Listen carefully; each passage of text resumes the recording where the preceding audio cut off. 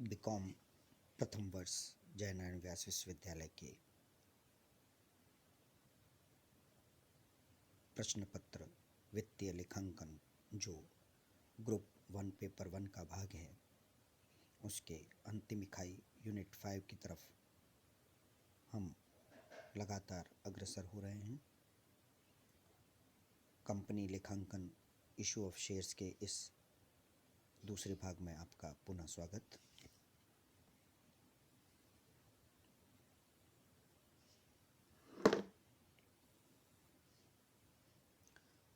प्रत्येक बार की तरह संपूर्ण पाठ्यक्रम आपकी स्क्रीन पर उपलब्ध है और जिस अध्याय का हम अध्ययन जारी रखे हुए हैं वह लाल रंग की स्याही से दर्शाया गया है।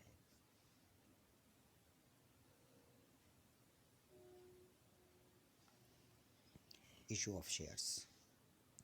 कंपनी द्वारा अंशों का अंकित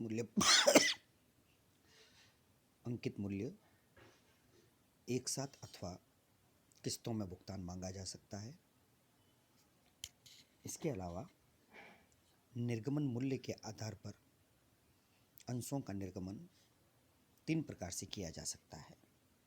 number 1, issue of shares at par. जब अंशों को उनके अंकित मूल्य नॉमिनल वैल्यू पर निर्गमित किया जाता है तो ऐसे निर्गमन को अंशों का सम मूल्य पर निर्गमन या issue of shares at par कहा जाता है। उदाहरणार्थ, यदि कोई कंपनी 10 रुपये अंकित मूल्य वाले 20,000 अंश निर्गमित करती है और प्रत्येक अंश पर 10 रुपये की ही मांग करती है तो अंशों के ऐसे निर्गमन को सम मूल्य पर निर्गमन कहा जाएगा। इस स्थिति में कंपनी को 2 लाख रुपये के अंशों के लिए 2 लाख रुपये ही प्राप्त होंगे। Number 2, issue of shares at premium. अंशों का प्रीमियम पर निर्गमन, प्रब्याजी पर निर्गमन। यदि कंपनी अपने अंशों को अंकित मूल्य नॉमिनल वैल्यू से अधिक मूल्य पर निर्गमित करती है तो ऐसे अंशों के ऐसे निर्गमन को अंशों का प्रीमियम पर निर्गमन कहते हैं। यदि कंपनी 10 रुपये अंकित मूल्य वाले 20,000 अंशों पर 11 रुपये प्रति अंश की मांग करती है तो 10 रुपये के अतिरिक्त 1 रुपये की अधिक मांगी गई राशि को अधिमूल्य या प्रीमियम या प्रब्याजी तथा अंशों के ऐसे निर्गमन को प्रीमियम पर निर्गमन कहा जाएगा। इस प्रकार के निर्गमन पर कंपनी को 2 लाख रुपये के अंकित मूल्य के स्थान पर 2,20,000 रुपये प्राप्त होंगे और 20,000 रुपये की जो यह अधिक राशि प्राप्त हुई है वह प्रब्याजी या प्रीमियम कहलाएगी। Number 3, issue of shares at discount. अंशों का बट्टे पर निर्गमन। यदि अंशों के निर्गमन पर अंकित मूल्य से कम राशि की मांग की जाती है तो अंशों के ऐसे निर्गमन को अंशों का बट्टे पर निर्गमन यानी issue of shares at discount कहा जाता है।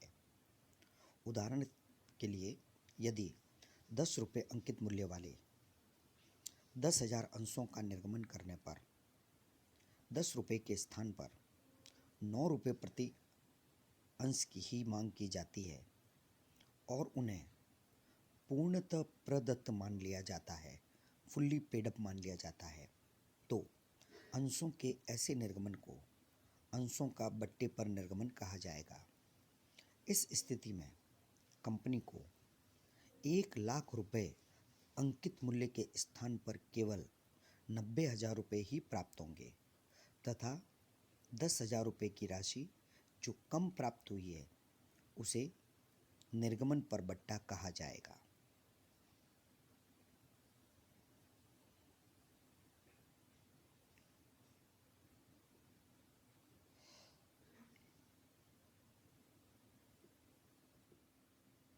Now let us start with accounting entries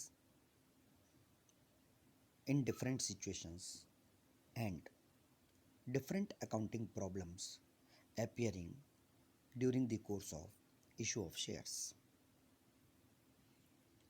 अंशों के निर्गमन की दशा में की जाने वाली विभिन्न लेखांकन प्रविष्टियों और आने वाली विभिन्न लेखांकन समस्याओं के बारे में अब हम बात करते हैं। अंशों के निर्गमन की विभिन्न परिस्थितियों के अनुसार लेखांकन प्रविष्टियां की जा सकती है। वे परिस्थितियां और प्रविष्टियां इन शीर्षकों में विभाजित की जाएगी। नंबर 1, शेयर्स पेबल इन लमसम। अंशों पर एक मुश्त या एक साथ पूर्ण भुगतान किए जाने पर। यदि अंशों को अंकित मूल्य पर निर्गमित किया जाता है यानी एट पार इशू किया जाता है और संपूर्ण अंकित मूल्य एक साथ आवेदन पत्र के साथ ही देय होता है तो ऐसे अंशों को एक मुश्त देय अंश कहा जाता है।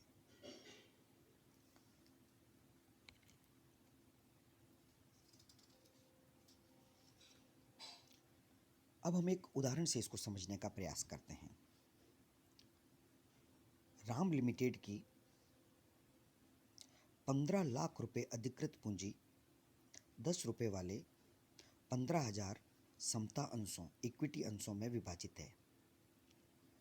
इन अंशों में से 80,000 अंश जनता में निर्गमित किए गए।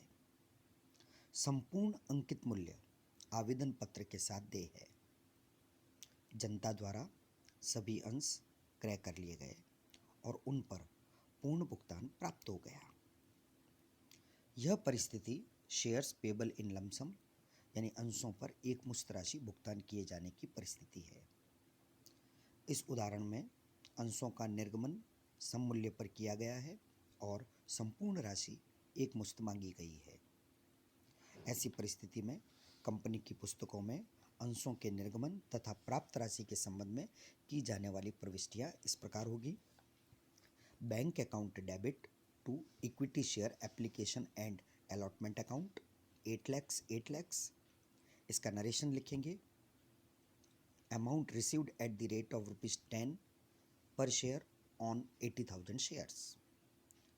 फिर जब हम अंशों का आवंटन करेंगे तब प्रविष्टि की जाएगी। Equity share application and allotment account debit to equity share capital account 8 lakh 80,000 equity shares allotted and application money transferred to share capital account. यह नरेशन लिखा जाएगा। Accounting problem number 2, shares payable in installments.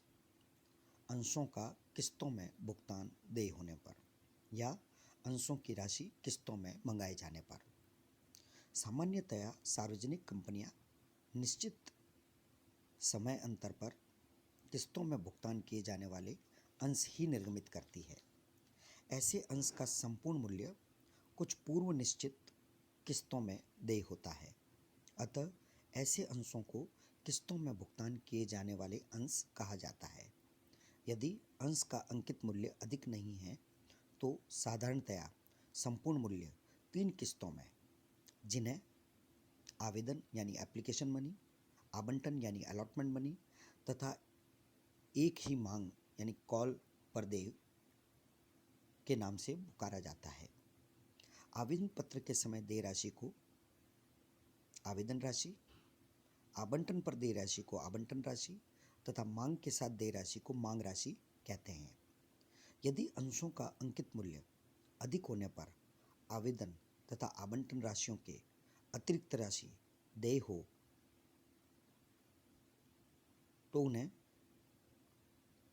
यदि 2 या 3 किस्तों में मंगाया जाए, जिसे प्रथम मांग, द्वितीय मांग, तृतीय मांग यानी first call, second call, third call के नाम से बुलाया जाएगा। कंपनी की पुस्तकों में अंशों पर किस्तों की राशि देय तथा प्राप्त होने पर उन्हें पृथक पृथक किस्त खातों में डेबिट तथा क्रेडिट किया जाता है। जैसा कि पहले स्पष्ट किया जा चुका है, ये किस्त खाते अव्यक्तिगत नाम से खोले जाते हैं, जैसे share application account, share allotment account, share first call account, share second call account आदि। परंतु अंशधारियों के स्थान पर खोले जाने के कारण ये खाते एक्चुअली व्यक्तिगत खाते ही होते हैं, पर्सनल अकाउंट ही होते हैं, और इनमें लेखांकन संबंधी व्यक्तिगत खातों के नियम लागू किए जाते हैं। जो अंतिम कॉल होती है उसके साथ अनिवार्य रूप से एंड फाइनल शब्द लगाया जाता है। उदाहरण के लिए, यदि एक कंपनी 10 रुपये के सममूल्य वाले अंश निर्गमित करती है और आवेदन पर 5 रुपये, आवंटन पर 3 रुपये और एक कॉल पर 2 रुपये जो अंतिम कॉल होगी मंगाती है, तो जो 3 खाते खोले जाएंगे उसमें तीसरा खाता होगा equity share first and final call account. यहीं पर यदि धनराशि इस प्रकार मंगाई जाए, आवेदन पर 3 रुपये, अलॉटमेंट पर 2 रुपये, प्रथम कॉल पर 3 रुपये और द्वितीय कॉल पर 2 रुपये, तो जो द्वितीय कॉल होगी उसका नाम होगा second and final call account.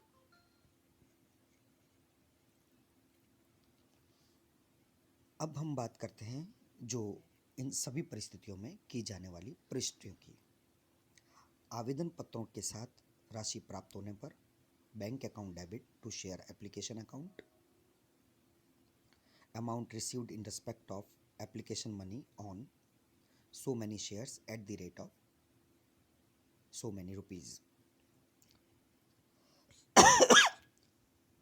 अंशों के आवंटन पर share application account debit to share capital account, आवंटन राशि की मांग करने पर share allotment account debit to share capital account, आवंटन राशि प्राप्त होने पर bank account debit to share allotment account, प्रथम मांग देय होने पर share first call account debit to share capital account, प्रथम मांग राशि प्राप्त होने पर bank account debit to share first call account, और इसी प्रकार मांग और प्राप्त प्रत्येक कॉल के लिए प्रविष्टियां की जाती रहेगी। अन्य मांगों की प्रविष्टियां प्रथम मांग के लिए की गई प्रविष्टियों के अनुसार ही होगी।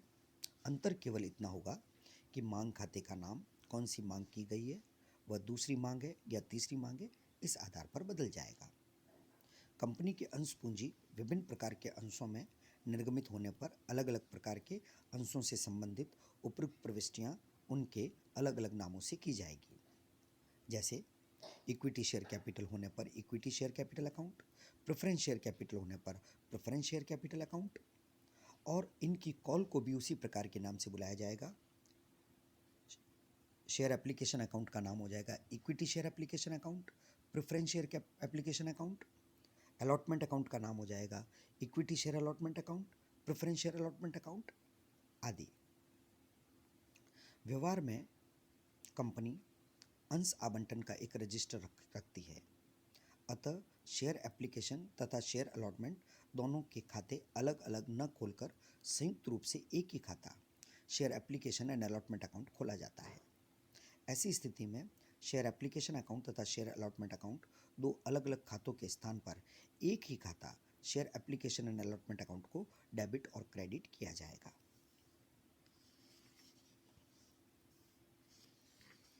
Now accounting problem number 3, call scenario, बकाया मांगे।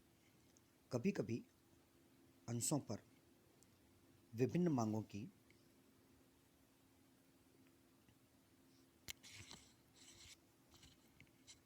संपूर्ण राशि देय तिथियों तक प्राप्त नहीं हो पाती है। कुछ अंशधारी इनमें से एक अथवा कुछ मांगों की राशि नहीं दे पाते हैं। अंशधारियों द्वारा विभिन्न मांगों की देय तिथियों तक न चुकाई गई राशि के योग को बकाया मांगे कॉल सिनेरियर कहते हैं।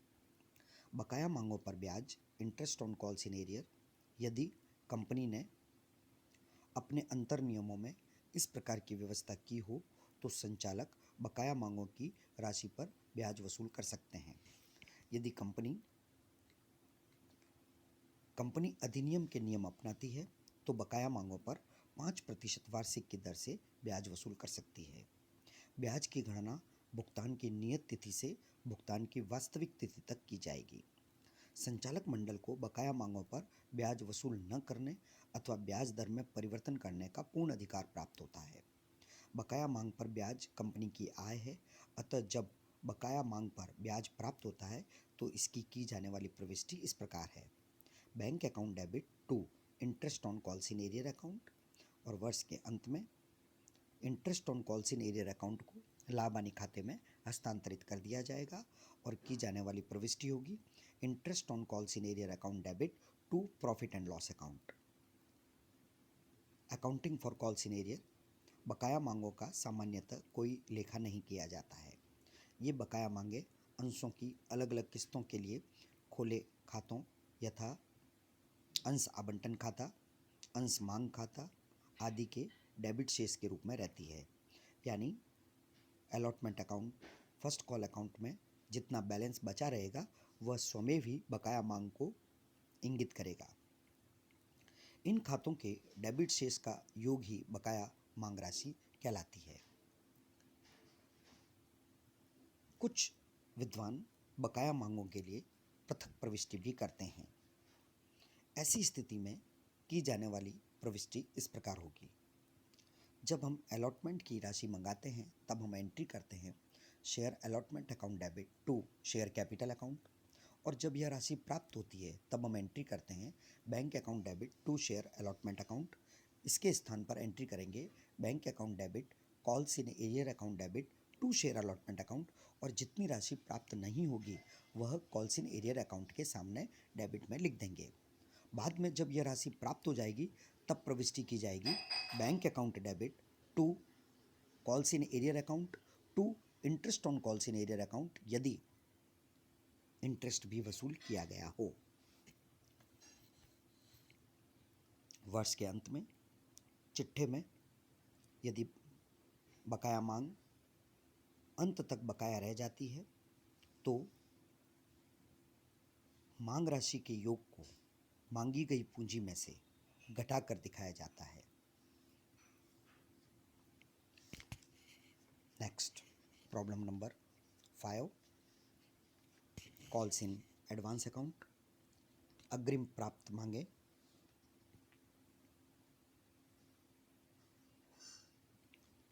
कभी कभी कोई अंशधारी भविष्य में की जाने वाली मांगों का भुगतान पहले ही कर देता है। इस प्रकार प्राप्त राशियों का भुगतान मांग देय होने के पहले ही कर देने के कारण इन्हें अग्रिम प्राप्त मांगे कहा जाता है।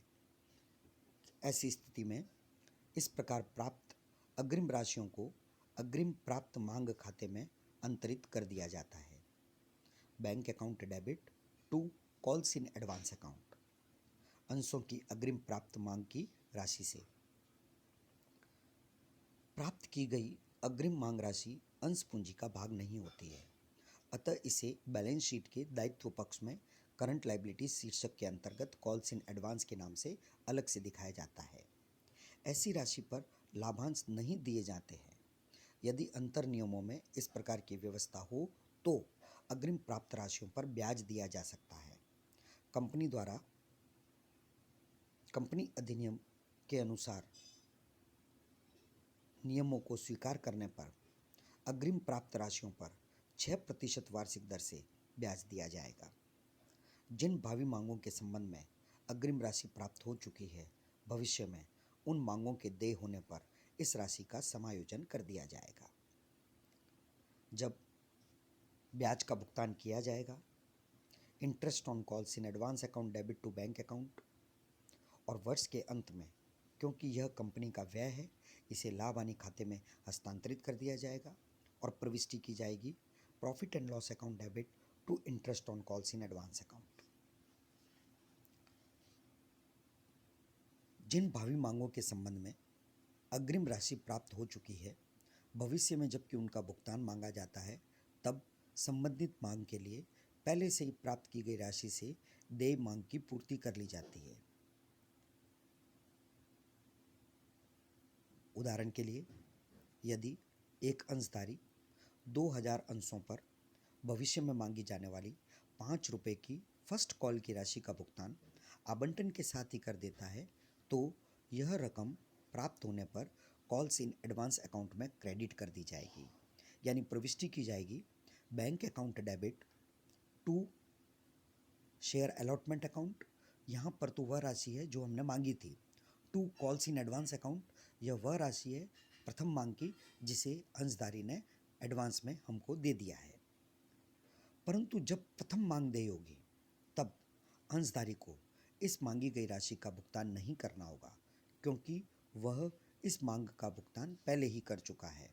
अतः उसके द्वारा प्रथम मांग पर देय राशि का समायोजन करने की जो प्रविष्टि की जाएगी वह इस प्रकार होगी: calls in advance account debit to share first call account 10,000 रुपये, 10,000 रुपये, 2,000 रुपये इंटू 5। इसी प्रकार द्वितीय तथा अंतिम मांग की राशियों के लिए भी यदि पहले से ही अग्रिम मांग प्राप्त हो गई हो तो लेखे किए जाएंगे। इन स्थितियों में शेयर फर्स्ट कॉल अकाउंट के स्थान पर शेयर सेकंड कॉल अकाउंट अथवा share third and final call account इत्यादि खाते क्रेडिट किए जाएंगे परिस्थिति अनुसार। धन्यवाद।